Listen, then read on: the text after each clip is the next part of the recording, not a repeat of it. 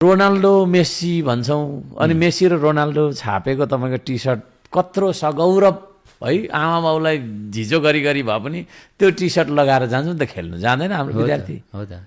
तर हाम्रो देशमा चाहिँ मेस्सी र रोनाल्डो हामीले बनाउनु के अरे समय दिउँ त विद्यार्थीलाई होइन।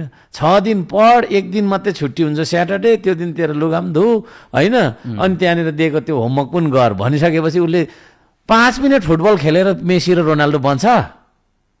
पटक्कै बन्दैन होइन।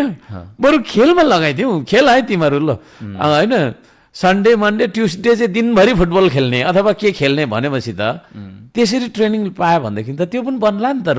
रोनाल्डो र मेस्सी बन्दैन? भन्छ।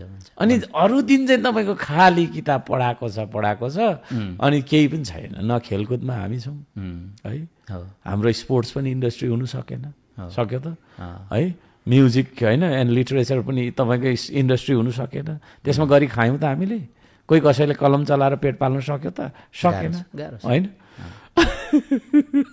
त्यसले गर्दाखेरि चाहिँ रेस्ट अफ द तपाईँको चाहिँ डेज 4 डेज चाहिँ हामीले विद्यार्थीलाई होइन कला सङ्गीत खेलकुद होइन उत्पादन निर्माण आविष्कार के हो, श्रमदान, माटो छुने काम यस्तोमा लगाउनुपर्छ भन्ने हाम्रो चाहिँ अवधारणा हो। र हाम्रो पार्टीले ल्याउन चाहेको सबैभन्दा ठुलो क्रान्ति चाहिँ होइन यही एउटा क्रान्ति हो, यहीँबाट सुरु गर्नुपर्छ।